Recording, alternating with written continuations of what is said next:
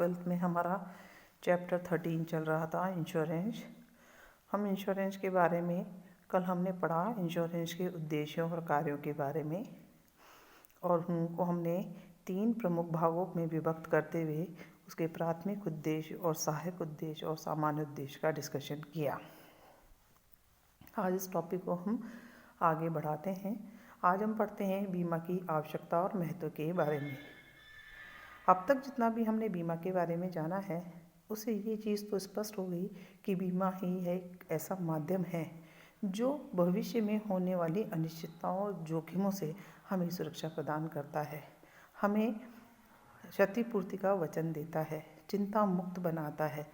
अगर आज के इस वैज्ञानिक युग में, मशीनी युग में, तकनीकी युग में, जहाँ पर हमारा जीवन पल पर खतरों से खाली नहीं है, जहाँ हर समय जोखिमें दिखाई देती हैं, जहाँ अनिश्चितता का वातावरण, चाहे वो प्राकृतिक कारण हो चाहे कोई अन्य कारण हो, ऐसी स्थिति के अंदर कोई भी व्यक्ति बीमा के बिना नहीं रह सकता है, ऐसा मानना है। प्रोफेसर डॉनियल ने एक छोटे से शब्द में बीमा के अर्थ महत्व को स्पष्ट किया है कि आधुनिक विश्व के अंदर इस जमाने में कोई भी व्यक्ति बिना बीमा के रह ही नहीं सकता। साथ ही साथ बहुत महान राजनीतिक सर्विस्टन चर्चिल ने भी बीमा के महत्व को स्पष्ट करते हुए बोला है कि अगर उनका बस चले तो वे प्रत्येक द्वार पर ही अंकित करवा दें कि बीमा कराइए। और वास्तविकता में यही है कि हर व्यक्ति जो जोखिम और अनिश्चितताओं से घिरा है वह उससे सुरक्षा चाहता है, उससे बचाव चाहता है, तो वह बीमा कराकर एकमात्र आसान तरीका बीमा ही है जिसको करवाकर वह अपने आप को, अपने परिवार को चिंता मुक्त कर सकता है, मानसिक शांति प्राप्त कर सकता है और सुरक्षा का बचाव कर सकता है सुरक्षा प्राप्त कर सकता है। अब इन सब कथनों को और इन सब बातों को स्पष्ट करने के पश्चात हम बोलते हैं कि बीमा ही है जो हमें सामाजिक सुरक्षा प्रदान करता है, हमारे आर्थिक मार्ग विकास का मार्ग प्रशस्त करता है। आज के इस युग में सभ्यता का प्रगति का ये प्रतीक है। व्यवसाय के अंदर जो पग जोखिमें हैं हर क्षेत्र के अंदर, वहाँ भी बीमा ही है जो उसे नए नए व्यवसाय की स्थापना करने, उसका विकास करने के लिए प्रोत्साहित करता है। यहाँ तक कि लॉर्ड हार्विक ने तो यहाँ तक कहा है कि बिना बीमा के व्यवसाय की कल्पना ही नहीं की जा सकती। क्योंकि जब हम बिजनेस करते हैं, बिजनेस का दूसरा नाम जोखिम उठाना ही होता है, और जोखिम है तो जोखिम से सुरक्षा भी प्राप्त करनी होगी, जिसमें अंदर बीमा आपका सहयोग करता है। बीमा की इम्पोर्टेंस किसी एक व्यक्ति विशेष के लिए नहीं, एक समाज के लिए, पूरे राष्ट्र तथा विश्व के लिए है। इसी कारण परिवार, समाज, राष्ट्र, विश्व व्यवस्था के सभी वर्गों के लिए सामाजिक और आर्थिक उपयोगिता के कारण इस कोई महत्व को भी हमने अलग अलग भागों में विभक्त किया है और अध्ययन को सुविधाजनक बनाया है। तो आज हम पढ़ने जा रहे हैं इसके महत्व को, जिसको हमने अलग अलग टॉपिक्स, अलग अलग पॉइंट्स में डिवाइड किया है। पहला होता है व्यक्तिगत एवं पारिवारिक दृष्टि से बीमा की महत्व या आवश्यकता। दूसरा होता है व्यावसायिक दृष्टि से आवश्यकता और महत्व। तीसरा है सामाजिक दृष्टि से आवश्यकता और महत्व। चौथा है राष्ट्रीय दृष्टि से, और पांचवा है अंतर्राष्ट्रीय दृष्टि से महत्व।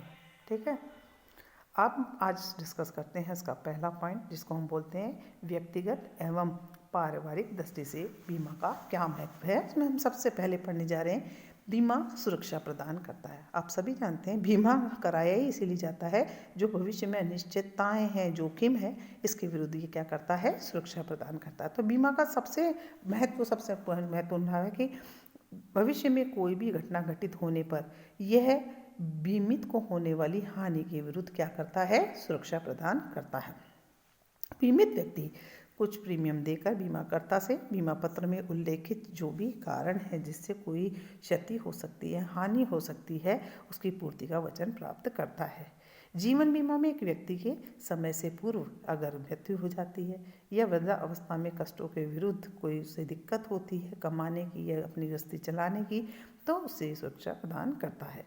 बीमित की मृत्यु हो जाने की दशा के अंदर उसके जो भी नॉमिनीज हैं, उस पर आश्रित व्यक्ति है जिसे आर्थिक संकटों का सामना करना पड़ता है जीवन यापन करने के लिए, वह उसे उस सुरक्षा प्रदान करता है, उसको आर्थिक सहायता देता है। इसी प्रकार अग्नि बीमा है, चाहे सामुद्रिक बीमा है या अन्य कई प्रकार के बीमा हैं। ऐसी दशा के अंदर बीमा कराने से आप अपनी संपत्ति के नष्ट होने पर या क्षतिग्रस्त या चोरी डकैती या अन्य कोई कारण जिससे आपको हानि होती है, उस हानि की क्षतिपूर्ति करने का ये क्या देता है, वचन देता है, उससे आपको सुरक्षित करता है। इस प्रकार कह सकते हैं कि बीमा ही एक ऐसा माध्यम है जो सभी क्षेत्रों के अंदर हो रही शुद्ध जोखिमों से होने वाली हानि की क्षतिपूर्ति करके आपको उससे सुरक्षा प्रदान करता है। दूसरा है मानसिक शांति। आप सभी जानते हैं जब हम तनाव से, चिंताओं से मुक्त होते हैं या चिंताओं से घिरे होते हैं तो अपने कार्य को ठीक प्रकार से नहीं निष्पादित कर पाते हैं, क्योंकि हमारा मन हमेशा उन चिंताओं से घिरा रहता है और कार्य हम ठीक से नहीं। तो बीमा ही एक ऐसा माध्यम होता है जो प्रत्येक व्यक्ति को उसकी जोखिमों से और भविष्य में हो रही अनिश्चितताओं से क्या मिलाता है, सुरक्षा प्रदान करता है, चिंता मुक्त करता है। और जब हम चिंता मुक्त होते हैं तो परिणाम स्वरूप क्या होती है, व्यक्ति विशेष की कार्यक्षमता में वृद्धि होती है। आप जानते हैं बहुत सारी जोखिमें जैसे आग, तूफान, दुर्घटनाएं, मृत्यु, जो कि मानवीय नियंत्रण से बाहर होता है, जिन पर हमारा बस नहीं चलता है। और ये सब घटनाएं घटित होने पर मनुष्य निराशा और मानसिक कमजोरी से घिरा रहता है और अपने कार्य का निष्पादन नहीं करता। परंतु बीमा इन सब कमजोरियों को दूर करके मनुष्य को उत्साह ऊर्जावान बनाता है।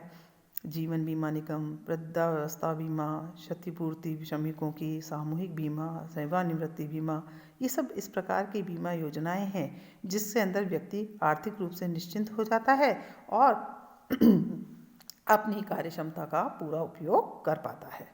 तीसरा पॉइंट जो आता है वो है आर्थिक निर्भरता को प्रोत्साहन। आप सभी जानते हैं कि एक परिवार के मुखिया की अगर मृत्यु हो जाए या दुर्घटना के कारण कई व्यक्ति और परिवारों को आर्थिक आत्मनिर्भरता समाप्त हो जाए, अर्थात वो अपने जीवन को कैसे चलाएं, क्योंकि जीवन को चलाने के लिए सबसे पहले पैसे की और व्यक्ति विशेष की आवश्यकता। व्यक्ति को तो हम वापस नहीं ला सकते, लेकिन आर्थिक सहायता प्रदान कर हम क्या कर सकते हैं, अपने जीवन को आत्मनिर्भर बना सकते हैं। तो अगर व्यक्ति या संपत्ति का बीमा कराया हो तो किसी भी दुर्घटना की घटित होने पर बीमाकर्ता आपकी आर्थिक रूप से सहायता प्रदान करता है। जैसे माल का नुकसान होगा तो उसकी क्षतिपूर्ति कर देगा, अगर व्यक्ति की मृत्यु हो जाती है और आपका घर चलना मुश्किल है तो वह आर्थिक सहायता प्रदान कर देगा, आपको बीमित राशि मिल जाएगी। तो आप क्या करेंगे, अपने परिवार को आर्थिक कठिनाइयों से बचा पाएंगे, आत्मनिर्भरता को प्रोत्साहित कर पाएंगे। ठीक है। फिर आता है चौथा, बचत को प्रोत्साहन। बीमा बचत की प्रवृत्ति को भी प्रोत्साहन देता है। मिलर, रीगल, विल्सन कहते हैं कि बीमा बचत को प्रोत्साहन देने वाला वातावरण पैदा करता है, जैसे कि लाइफ इंश्योरेंस के अंदर होता है। इसके अंदर आपके जीवन की सुरक्षा के साथ साथ विनियोग तत्व भी पाया जाता है, यानी आप जो पैसा जमा कराते हैं प्रीमियम के रूप में, वह प्रीमियम आपके एकत्रित होती जाती है और समय अवधि समाप्त होने के पश्चात अगर आपकी मृत्यु हो जाती है तो आपके आश्रित व्यक्तियों को वो पैसा मिलता है, और अगर आपकी मृत्यु नहीं भी होती है तो एक निश्चित समय अवधि के पश्चात आपको द्वारा चुकाई गई प्रीमियम प्लस उस पर ब्याज और बोनस कर आपको वो पैसा रिटर्न कर दिया जाता है जो आपके भविष्य में कार्य आता है, यानी उसमें विनियोग तत्व भी पाया जाता है।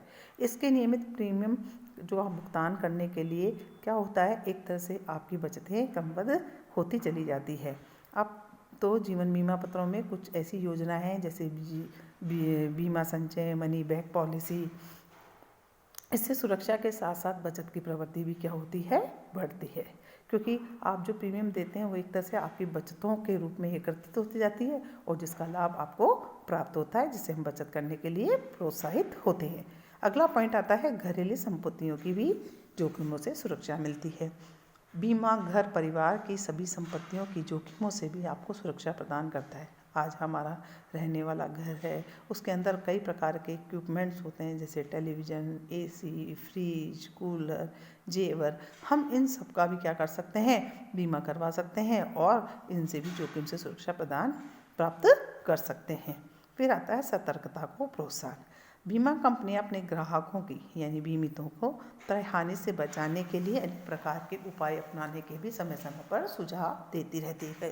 एडवर्टाइजमेंट के माध्यम से, कई बार तो प्रोत्साहित करने का और तरीका होता है कि वह कहती है कि अगर आपने किसी भी प्रकार का क्लेम कंपनी से नहीं किया है तो वह आने वाली प्रीमियम के अंदर आपको क्या करते हैं, छूट भी प्रदान करने के लिए छूट भी प्रदान करते हैं। इस प्रकार से सतर्क रहने का तरीका बताना और सतर्कता प्रदान करना कि हम सुरक्षित रहेंगे तो हमारी बीमा भी होगा और हमें प्रीमियम भी कम देनी पड़ेगी। तो सतर्कता को प्रोत्साहन देने का कार्य भी बीमा द्वारा किया जाता है। वैधानिक दायित्वों से सुरक्षा।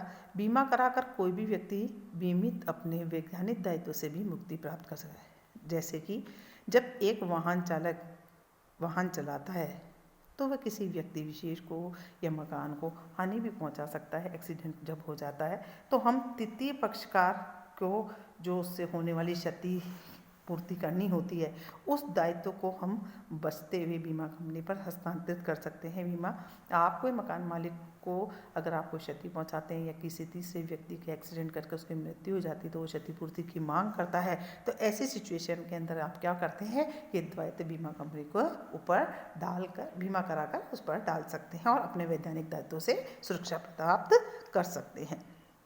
फिर आता है अगला पॉइंट, आठवां पॉइंट जो है वो है करों में छूट।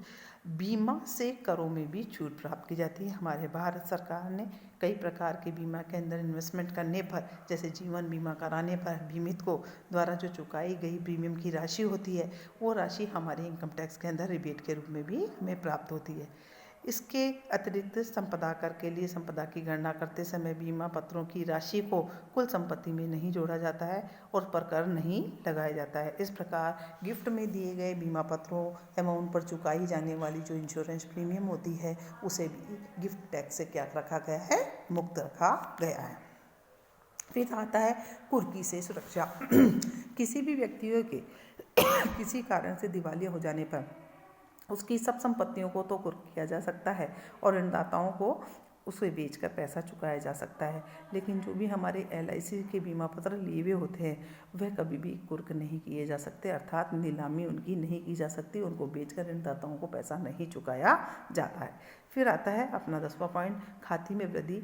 बीमा कराने से बीमित व्यक्ति की गुडविल में भी क्या हो जाती है, वृद्धि होती है, क्योंकि अन्य लोगों द्वारा ये समझा जाता है कि यह अधिक धनवान, समृद्ध और सुरक्षित व्यक्ति है।